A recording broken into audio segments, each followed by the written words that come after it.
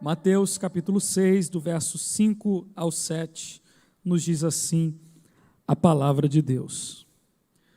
E quando orares, não sejas como os hipócritas, pois se comprazem em orar em pé nas sinagogas e às esquinas das ruas, para serem vistos pelos homens. Em verdade, eu vos digo que já receberam o seu galardão. Mas tu, quando orares, entra no teu aposento e, fechando a tua porta, orarás a teu Pai que está em secreto. E teu Pai, que vê em secreto, te recompensará publicamente.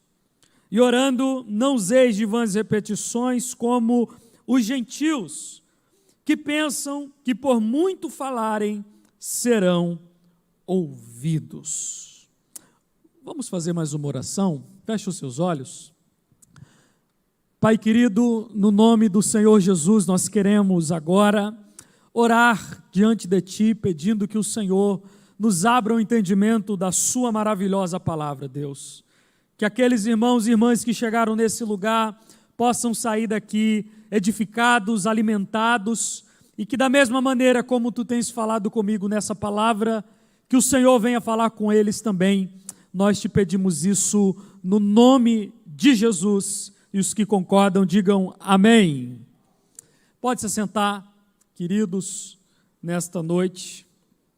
A mim foi dado a alegria, a satisfação e o prazer de poder nessa noite transmitir a palavra de Deus ao seu coração.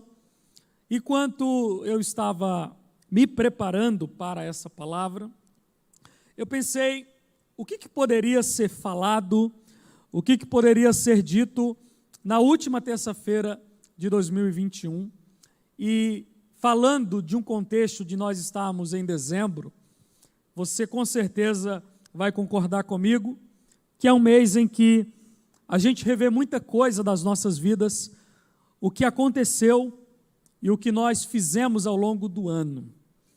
Dezembro é uma época do ano em que a gente para reavaliar como foi a nossa família, como foi o nosso trabalho, como foram as nossas conquistas, mas eu acredito que também é uma época muito propícia para nós refletirmos como foi a minha e a sua caminhada com Deus ao longo desse ano. É uma época em que as pessoas fazem avaliações para se prepararem para possíveis mudanças, para possíveis metas, para o mês que se chega. E se a gente fosse falar sobre aspectos da vida cristã, a gente sabe que haveria muitos deles, mas sem dúvida alguma, o que eu acho ser o mais primordial de todos para nós reavaliarmos constantemente na nossa vida, é como tem estado a nossa vida, a nossa caminhada de oração. Então, o que eu queria compartilhar com você nessa noite tem por título essa frase que está acima da minha cabeça: reformule a sua vida de oração. Você pode repetir comigo no 3 essa frase? Diga lá, 1, 2, 3. Reformule a sua vida de oração. A palavra reformular, obviamente, vai nos dar a entender que algo precisa ser refeito, ou algo precisa ser remodelado. Se eu perguntasse aqui que 2021, quem esteve satisfeito com a sua vida de oração, levante a sua mão. É bem provável que nenhum de nós faríamos isso. Se é claro a gente seguir no caminho da sinceridade diante de Deus, porque a gente sabe que quando se fala do que diz respeito a Deus, sempre tem o que melhorar. E a oração não é diferente. Talvez no início do ano você fez projetos, você colocou metas para si, de que seria um ano em que você se aproximaria mais de Deus. Mas chegando em dezembro, você percebe, assim como eu também percebo, que eu poderia ter feito mais, que eu poderia ter aprofundado mais a minha vida no que tange a minha comunhão com o Senhor. E na noite de hoje eu queria então compartilhar com você algo sobre essa passagem que nós lemos, que são nada mais do que palavras de Jesus sobre oração. E na ocasião de hoje, eu queria compartilhar com você duas coisas na minha palavra. A primeira delas, para que a gente saia daqui com o entendimento de que podemos e devemos reformular nossa vida de oração, é entender que há coisas na oração que Jesus não quer que acompanhem a nossa vida de oração. E em segundo lugar, eu e você precisamos entender que no passo de que existem coisas que Ele não quer que exista na minha e na sua vida de oração, existem coisas que Ele deseja ver na nossa vida de oração. Quantos entendam, digam amém. Então, com a sua Bíblia ainda aberta, eu queria passar por esses versículos que nós lemos. Você vai observar comigo que os textos ora lidos fazem parte do Sermão da Montanha, um compêndio de ensinos bíblicos e de ensino puro do Evangelho de Jesus. O contexto, ele está acima de uma montanha, ensinando o beabá da fé cristã, aquilo que nós deveríamos viver como cristãos na terra. Você vai ver que Jesus, em vários momentos do Sermão da Montanha, ele vem fazendo o que eu chamo de uma reformulação dos preceitos da palavra de Deus. Você vai ver, por exemplo, no capítulo 5, que é onde se inicia o Sermão da Montanha, Jesus falando sobre algumas temáticas. Por exemplo, Jesus fala sobre homicídio, Jesus fala sobre adultério, Jesus fala sobre vingança. E sempre Jesus vai fazendo da seguinte maneira: ele parte primeiro do entendimento que as pessoas já possuem sobre aquele determinado assunto, e ele vem para reformular aquele assunto. Por exemplo, quando Jesus fala sobre amor aos inimigos, ele vai citar uma passagem da lei de Moisés que diz assim: amarás o teu próximo, mas odiarás o teu inimigo.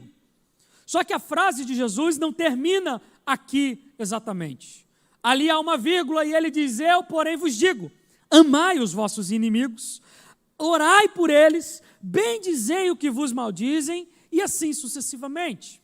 Nós vemos com isso uma atitude de Jesus em que ele está no Sermão da Montanha, reformulando algumas coisas que aquele povo que estava ouvindo já conhecia. Quando chega no capítulo 6, que é o capítulo que nós estamos lendo, você vai ver que o início dele, Jesus fala sobre 3 disciplinas espirituais. Ele começa falando sobre esmola ou sobre caridade, ele vai falar sobre oração e depois ele termina falando sobre jejum. E nas 3 disciplinas espirituais do capítulo 6, ele segue exatamente o mesmo princípio e a mesma forma de falar. Ele parte falando primeiro do que o povo já sabia e ele vai corrigindo ou acrescentando coisas. Então, nesse primeiro momento, você vai ver comigo aquilo que Jesus não deseja para que eu e você tenhamos em nossa vida de oração. Se você observar bem, esse texto sagrado vai nos falar de pelo menos 3 coisas que podemos acompanhar na passagem que vamos refletir nessa noite. A primeira delas, aqui está tendo um pouquinho de dificuldade, você pode passar para mim aí, por favor, não está indo, obrigado.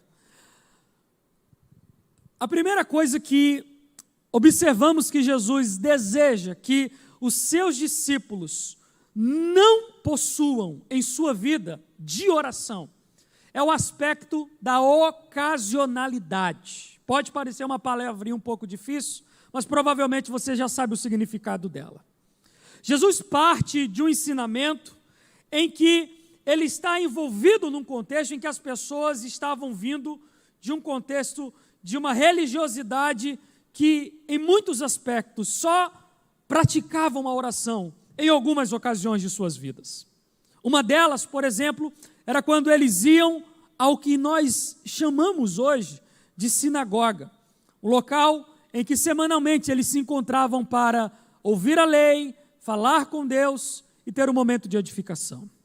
Jesus, em suas palavras, dá a entender que ele censura a maneira de você ver a oração como algo ocasional, porque na mentalidade de Jesus, oração não deveria ser algo que às vezes acontece na vida do crente. E parece-me que ele está abordando a oração dessa forma, porque era algo comum no seu tempo.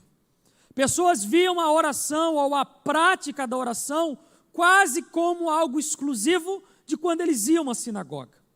E parece-me que este perigo não ficou apenas no tempo de Jesus. Hoje não é muito diferente. Se eu e você não levarmos a nossa vida de oração a sério com o Senhor, praticamente os únicos tempos e os únicos momentos que temos de orar, de falarmos com Deus, de estarmos com o Senhor, é quando limitamos a momentos como esse, em que nós estamos na casa de Deus, em que estamos dentro de uma liturgia, em que estamos dentro de um culto. Só que aqui mora um perigo, querido, porque a vida cristã não acontece apenas em algumas ocasiões. A vida cristã, ela acontece na segunda, na terça, na quarta, na quinta, na sexta, no sábado e no domingo. Então, fazer com que a oração seja algo apenas ocasional na vida do crente é um sério perigo. Engana-se quem acha que oração é coisa que deve ser restringida ao templo e que aqui eu vou abastecer-me em oração para o resto da minha semana. A Bíblia vai seguindo um caminho contrário. E eu e você precisamos, se queremos viver um ano de 2022 diferente com Jesus, entender que eu não posso ver a minha vida de oração restringida a ocasiões, quer seja aos cultos, mas também a ocasiões difíceis da minha vida. Você já parou para perceber como que nós somos tendenciosos a orarmos mais quando as coisas não estão bem? A quando a adversidade chega, a enfermidade bate a porta, o desemprego surge, a nossa vida de oração se intensifica, sim ou não? E isso não tem nada de errado, não tem nenhum problema nisso. O problema está em nós só orarmos quando isso acontece. Você consegue me entender? O problema está em você reduzir a sua vida de oração a momentos, a ocasiões da sua vida com Deus. Aqui mora um sério perigo, do qual Jesus diz: ei, se afastem. Se afastem desse tipo de prática, porque foi algo que acompanhou os judeus da época de Jesus, e ele disse: os meus discípulos, eles não podem viver dessa forma. Os meus discípulos terão uma forma diferente de encarar a vida de oração. Segundo, você vai ver que Jesus censura algo que ele via com muito comum acontecendo, que eram os homens dedicando-se à oração, até que de forma extensa no seu tempo. Mas ele percebia que havia muita pouca falta de sinceridade e de verdade naquilo que era dito.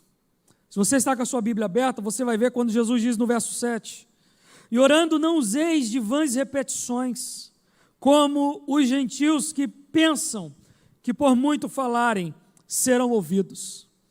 Novamente, Jesus está aqui corrigindo algo que na mentalidade daquela época era muito comum. Havia um pensamento de que quanto mais tempo você estava em oração diante de Deus, mais fácil seria para que Ele te atendesse.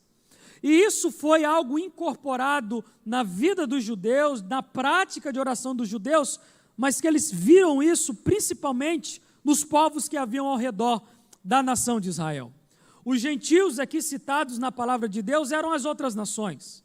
E eles perceberam uma prática comum nas outras religiões, em que os povos ficavam horas e horas a fio, fazendo repetidas orações, repetidas rezas, literalmente, acreditando que essa prática iria fazer com que o Deus deles os abençoasse. Uma prova disso é se você vai lá para o Antigo Testamento, no livro dos Reis, naquele famoso confronto entre o profeta Eliseu e os profetas de Baal. A Bíblia vai dizer, naquele episódio, que quando eles estão disputando a soberania da espiritualidade sobre Israel, quem iria governar, se Baal ou Deus, Elias faz o seguinte desafio diante dos profetas: orem vocês primeiro. E se o Deus de vocês mandar fogo dos céus, Baal será Deus sobre Israel. E a Bíblia vai falar que aquele grupo de mais ou menos 250 homens começam desde o amanhecer até por volta do meio-dia a fazer as suas orações. a Bíblia vai registrar um pedaço dessa oração dizendo: ó Baal, desce fogo. Ó Baal, desce fogo. E o relato bíblico vai dizer que eles ficam fazendo isso, eles se mutilam, eles fazem diversas coisas tentando atrair a benevolência de Baal. O resultado é que eles oraram por mais ou menos 6 horas e nada aconteceu. O fato é que este princípio de se orar muito para obter o favor divino não deveria ser uma coisa que eu e você acreditasse. Isso não significa dizer que eu e você não vamos desejar aprofundar a nossa vida em oração. Não quer dizer que você buscar orar cada vez mais seja o caminho errado, pelo contrário. O problema está em você entender errado isso, em você achar que por muito você orar, Deus vai te atender. O Senhor Jesus está aqui censurando o fato de que os seus discípulos não deveriam seguir essa prática, de achar que ficar orando incontáveis vezes, mas sem coração, sem verdade, de nada adianta. Talvez eu não seja o único que já fiz propósitos diante de Deus, principalmente quando eu era novo convertido, de estar orando tantas horas por dia para aproximar-me mais de Deus. Eu lembro que fazia esses desafios para mim mesmo, dizendo: olha, eu vou começar a orar 2, 3 horas por dia, todo dia. E eu confesso que durante algumas semanas isso foi possível acontecer. Mas o fato é que com o passar das semanas, a tendência foi cair numa rotina, foi cair numa frieza e foi cair em algo sem vida. Porque, embora eu queria buscar a Deus, embora eu queria mais de Deus, eu não entendi ainda as minhas limitações. E aqui é onde está o perigo. Jesus, nessa segunda parte do que Ele quer que a gente evite nas nossas vidas, é entender que se você quer reformular sua vida de oração, você não precisa focar tanto o quanto de tempo você está investindo nisso.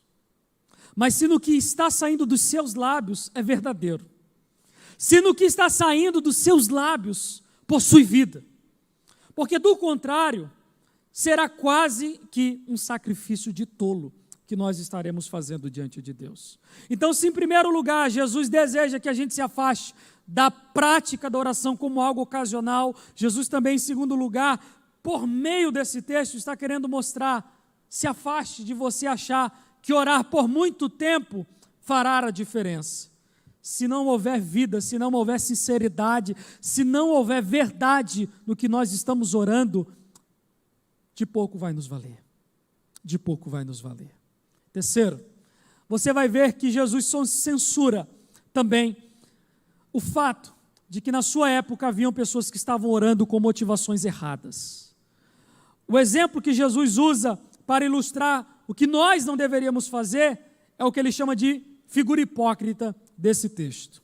Ele vai dizer que homens tinham uma prática de constantemente orarem, mas a finalidade, o objetivo da oração não era comunhão com Deus, não era intimidade com Deus, não era se aproximar de Deus.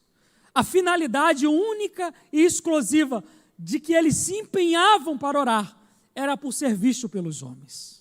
O verso 5 nos deixa muito claro isso, quando diz assim: quando orares, não sejam como os hipócritas, pois eles se comprazem, ou seja, eles têm prazer em orar em pé nas sinagogas e às esquinas das ruas. Escute bem, Jesus não está aqui censurando o fato de eu e você orar em pé na igreja, e nem tampouco de a gente orar na rua.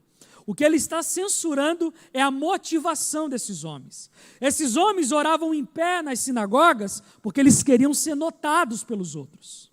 Eles oravam nas esquinas porque eram os lugares bem movimentados da cidade, porque eles queriam que as pessoas passassem e notassem que eles estavam orando e pudessem elogiá-lo, dizendo: olha só que homem espiritual, olha só que mulher espiritual. Jesus olha para isso e diz: de nada adianta você orar em pé, de nada adianta você orar na rua, se você está com a motivação errada. Se você não está com a motivação correta, você não está orando de uma forma que venha a agradar ao coração do Senhor. Então, dessas três coisas, eu e você precisamos fazer o seguinte: dizer diante de Deus: Senhor, me livra de ver a oração como coisa ocasional. Senhor, me livra de ver a oração como algo que eu tenho que orar horas e horas extensamente, mas se o meu coração não está ali e não há verdade nessa prática, eu devo me afastar. E terceiro, oração nunca foi feita para ser visto como algo para se promover. Oração nunca foi feita para ser uma medida que nos mede uns aos outros.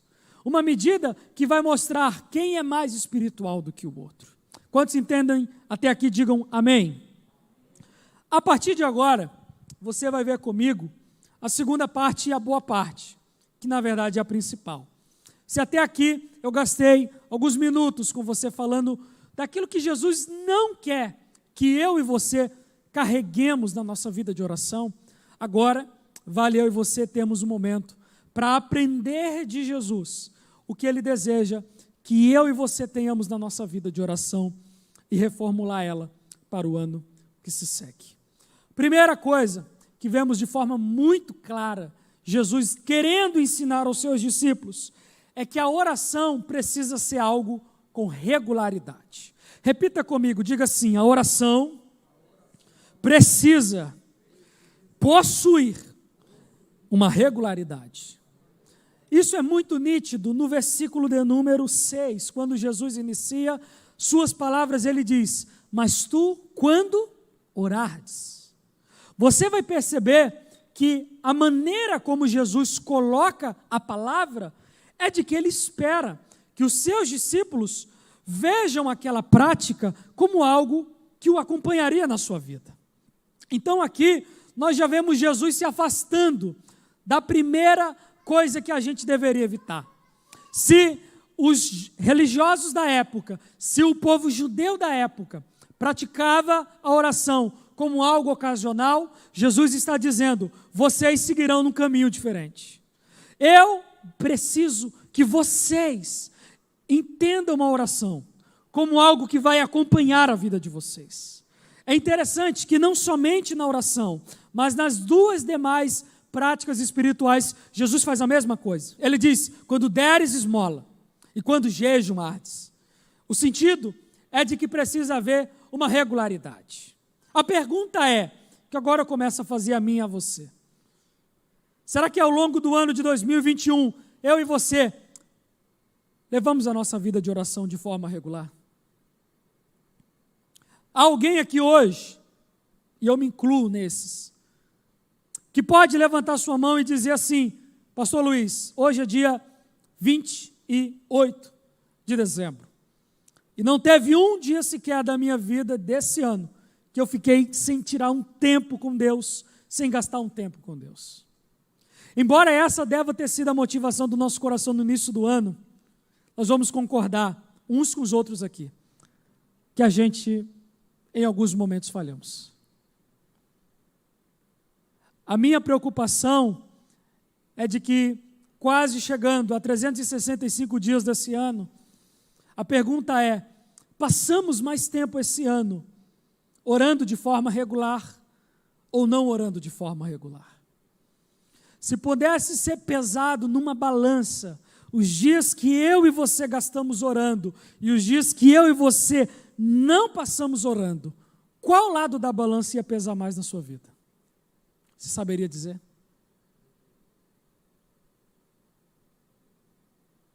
É preciso, queridos, nós entendemos isso. Ninguém venha dizer que oração é coisa fácil. Se fosse fácil, a gente estaria aqui levantando a mão para tudo que eu estou perguntando. Oração não é algo fácil, mas oração é algo possível. Entre 2022, colocando numa das suas metas para a sua vida espiritual, o fato de você não levantar um dia sequer da sua cama e não voltar para ela sem você ter gastado um tempo com o seu Deus. Nós vamos ver ainda um pouco mais sobre isso no decorrer dessa palavra, mas eu já começo a aplicar para você a partir desse primeiro ponto. Entre 2022, entendendo que Jesus deseja que a comunhão que Ele deseja derramar sobre nossas vidas não é uma comunhão restrita a ocasiões, mas é uma comunhão diária. É uma comunhão que Ele quer derramar, que Ele quer envolver a minha vida e a sua vida todos os dias desse ano. Só que para isso acontecer, a parte de Deus Ele já tem feito. Ele já tem dado o Espírito Santo a nós, Ele já tem dado a palavra de Deus a nós. Agora o que nos falta é levarmos isso mais a sério. É nós assumirmos uma postura diante dos céus e dizer: Senhor, 2022, eu irei orar mais. Eu irei levar mais a sério a minha vida de oração. Eu irei encarar isso não como algo que, quando der, eu vou fazer. Não, eu vou colocar como algo primordial da minha vida. Eu irei colocar como algo que não passará um dia da minha vida sem que eu me debruce e me envolva e dedique a minha vida. Um pastor no Brasil muito importante no que tange a abençoar a igreja, ele um dia disse uma frase que eu tenho guardado na minha vida. Ele disse: eu tenho firmado um compromisso com Deus, que a primeira pessoa com quem eu falarei todos os dias da minha vida não será minha esposa e não será os meus filhos, será o meu Deus. Sabe o que é isso, querido? É um coração que entende que a oração precisa ser algo constante, que a oração precisa ser algo que acompanhe o seu dia a dia, que a oração precisa ser algo que você faz todos os dias. Segundo, você vai ver Jesus nos ensinando, ainda nesse texto, que é importantíssimo, se eu e você queremos ter uma reformulação na nossa vida de oração, precisamos ter um ambiente específico para isso. Talvez isso possa soar um pouco estranho, porque nós entendemos que Deus nos ouve em todos os lugares. Mas o fato é de que Jesus também nos sugere que é imprescindível que nós tenhamos um ambiente, um local apropriado para investirmos na nossa vida de oração. No verso de número 6, Jesus continua dizendo: entra no teu aposento. Em outras traduções vai estar: entra no teu quarto. A palavra quarto, aqui usada nas nossas traduções, é para refletir o que na casa do judeu naquela época era a despensa daquelas casas. As casas antigas eram diferentes das casas de hoje em dia. Hoje em dia é comum nós termos casa que tem, por exemplo, 2 quartos, sala, cozinha, banheiro e outras partes mais. Mas na época de Jesus, uma casa, ela era, pelo menos no piso térreo, dividida em tão somente 2 partes. Primeira, uma sala principal, onde ali era preparada as refeições, as pessoas se reuniam para comer e as famílias se reunirem. E um segundo quarto era onde a Bíblia chama de um aposento.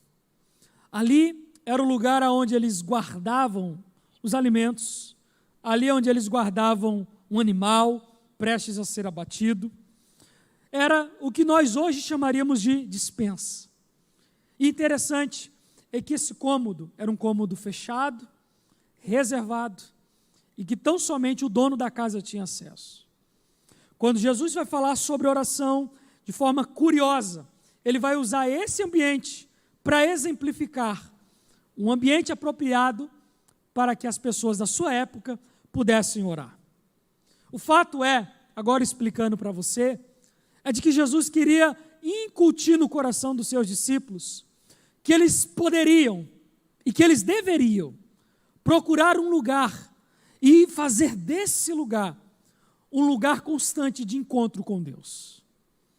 No caso desses discípulos que estão ouvindo Jesus, quando eles escutam o Senhor dizendo: vá para o quarto, vá para o aposento, provavelmente eles estavam entendendo algumas coisas com isso. Eles estavam entendendo que no outro ambiente, por exemplo, da casa, tem muita gente, tem muito barulho, tem muita agitação.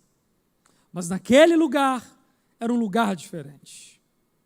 Hoje em dia, talvez a maioria de nós não temos o privilégio de termos um quarto específico na nossa casa para orar. São poucos os que podem dizer, pastor, a semelhança do filme Quarto de Guerra, eu tenho lá um quarto de guerra. Porque as nossas casas, em sua maioria, não permitem a gente ter. Quem tem, louvado seja Deus por isso. Mas o fato é de que se você quiser, você consegue arrumar um lugar na sua casa e fazer desse ambiente o ambiente em que você se encontra com Deus. Eu lembro que, na primeira vez que eu li essa passagem, por volta dos 15 anos de idade, um adolescente ainda, e tinha muito pouco experiência para ler a Bíblia, já que a minha família não era uma família cristã, meus pais não conheciam a Deus. Então, a primeira vez que eu li a Bíblia, eu li eu, Jesus e somente. E eu lembro que quando eu cheguei nessa passagem aqui, eu fiquei um pouco em crise. Porque quando eu ouvi essa palavra, Jesus dizendo, entra no teu quarto e fecha a porta.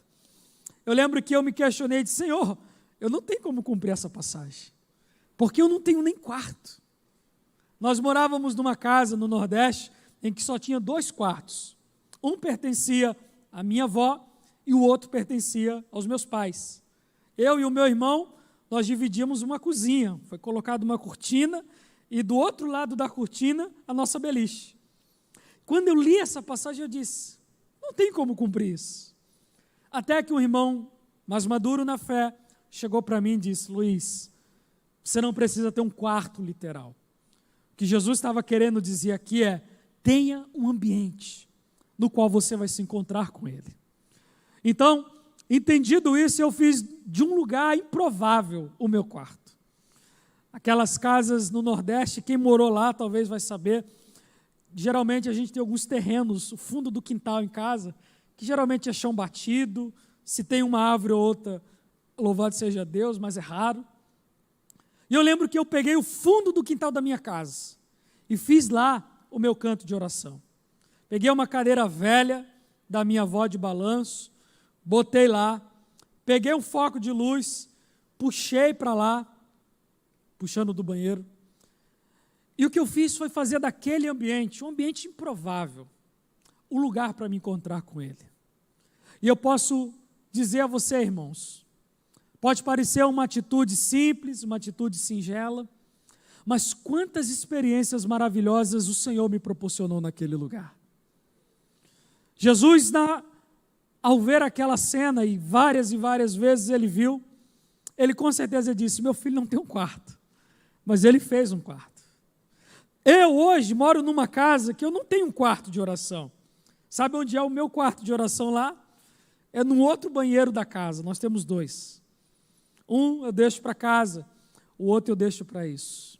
O fato é, você pode morar no lugar mais pequeno que for, você pode morar numa kitnet. Se você quiser, você consegue preparar um ambiente que você vai dizer, Senhor, eu consagro esse lugar para ser terra santa. Senhor, eu faço desse cantinho da minha cama o lugar onde eu vou tirar as sandálias dos meus pés e me aproximar de Ti. Jesus está dizendo, tem um ambiente. É imprescindível nós termos um ambiente. Você pode, eu repito e disse, orar em todos os lugares, mas é importantíssimo que você tenha um ambiente. Amém? Terceiro, você vai ver Jesus falando sobre o aspecto da solitude. A palavra solitude é diferente de solidão. Solidão é uma experiência negativa, é uma experiência ruim que o ser humano passa pela ausência de pessoas próximas de si. A solitude, embora seja uma palavra parecida, ela é benéfica. A solitude não é as pessoas que estão distantes de mim. A solitude é eu que escolho estar afastado das pessoas por um propósito. Jesus, quando está falando sobre o quarto, ele diz, entra no teu quarto e faz uma coisa. O que Jesus manda fazer, irmãos? Fecha a tua porta.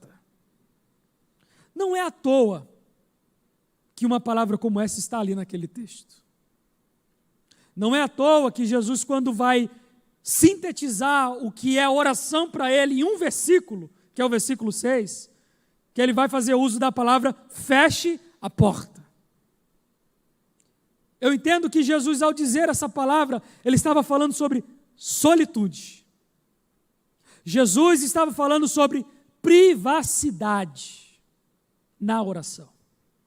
Como eu disse, se lembrarmos de como eram as casas daquela época, você vai lembrar que nesse outro cômodo principal era onde as pessoas estavam, era onde as conversas aconteciam, era onde as refeições eram feitas.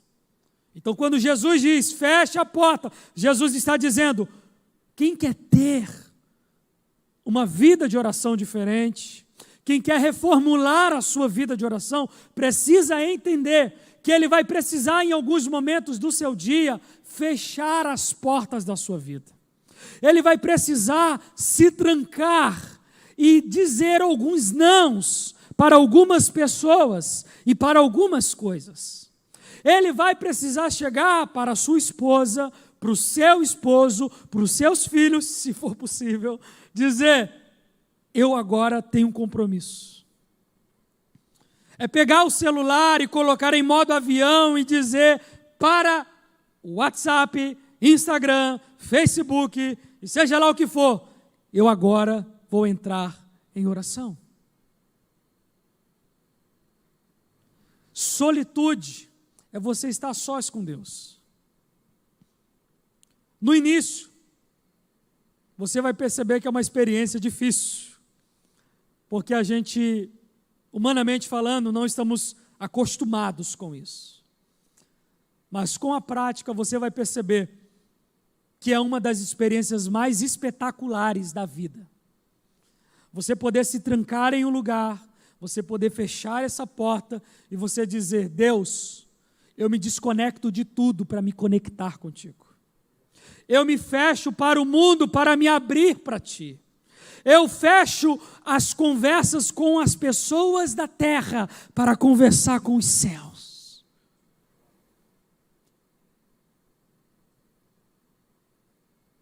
Se você quer reformular sua vida de oração, você precisa levar isso a sério. Você precisa entender que não dá para você aprofundar sua vida de oração com o seu celular do lado. Não dá para você aprofundar sua vida com Deus em oração, da maneira que Jesus deseja, em deixando todo mundo te interromper a qualquer hora e qualquer momento. Vai precisar a gente tomar a atitude de escolher alguns momentos do dia em que os contatos são menores. E se isso não for possível, você vai ter que assumir uma postura de, com as pessoas que estão ao seu redor, você chegar para ele e dizer, olha, meu bem, meu amor, seja lá como for, eu preciso me trancar agora. Você é importante para mim, mas tem alguém com quem eu vou falar que é mais importante que você. Um pastor de uma grande igreja na Coreia do Sul, num de seus livros ele conta uma experiência em que o presidente da sua nação, o presidente da Coreia do Sul, queria ter uma reunião com este pastor. Pastor da maior igreja do seu país e o pastor da maior igreja evangélica do mundo. Esse presidente entra em contato com a igreja, o pastor está trancado no seu gabinete. Ele cai para falar com a secretária desse pastor. A secretária pede para ele aguardar um momento na linha, pois ele iria falar com o pastor. Quando ela chega no gabinete do pastor, ela bate na porta desse pastor. O pastor se levanta, porque ele estava orando, e ele pergunta, pois não? A secretária, de forma um pouco sem jeito, porque percebe o que havia acontecido, diz, pastor, o primeiro-ministro, que é a forma como é chamada no país deles, está querendo falar com o senhor. Sabe qual foi a resposta que esse pastor deu a ela? Ele disse assim, diga para ele que no momento eu estou falando com alguém mais importante do que ele. E quando eu terminar, se ele puder me atender, eu falo com Ele. Embora isso possa parecer um exemplo radical demais, mas serve para ilustrar o que é um homem que entende que quando a gente se tranca para falar com Deus, não é qualquer coisa que pode atrapalhar. Não é qualquer distração que pode chegar e tomar aquele tempo tão importante que nós estamos tendo com Deus. Invista no seu tempo a sós com Deus. Se preciso for, bote seu celular para longe. Se preciso for, diga para os seus familiares, para quem vive com você na sua casa: não me interrompa. Você vai criar um ambiente na sua casa em que haverá muito mais temor de Deus naquele lugar. Os filhos vão entender, quando o meu pai, quando a minha mãe está orando, a gente precisa esperar. Quando o papai, quando a mamãe está de joelhos na sua cama, eu não posso interrompê-lo. Que nós possamos criar essa cultura de oração, amados.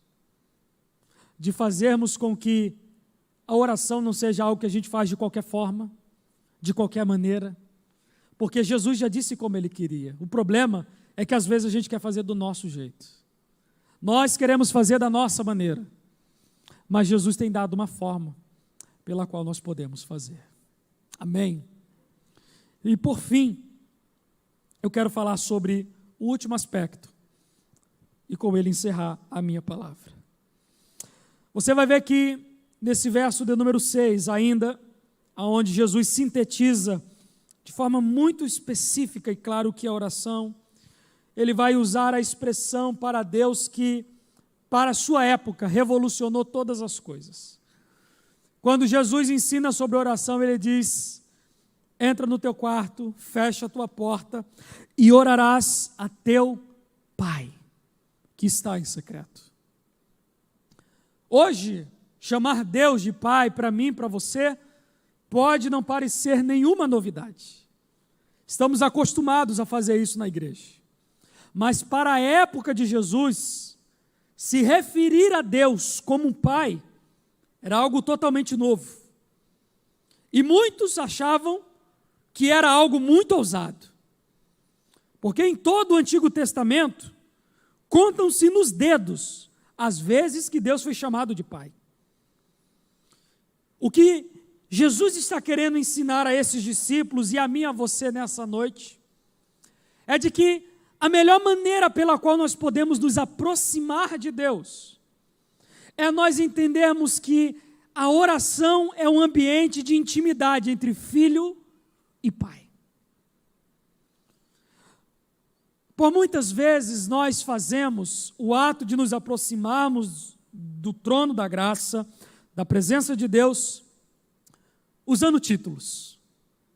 É muito comum a gente, quando vai orar, usar alguns títulos que a Bíblia dá a Deus e assim fazê-lo.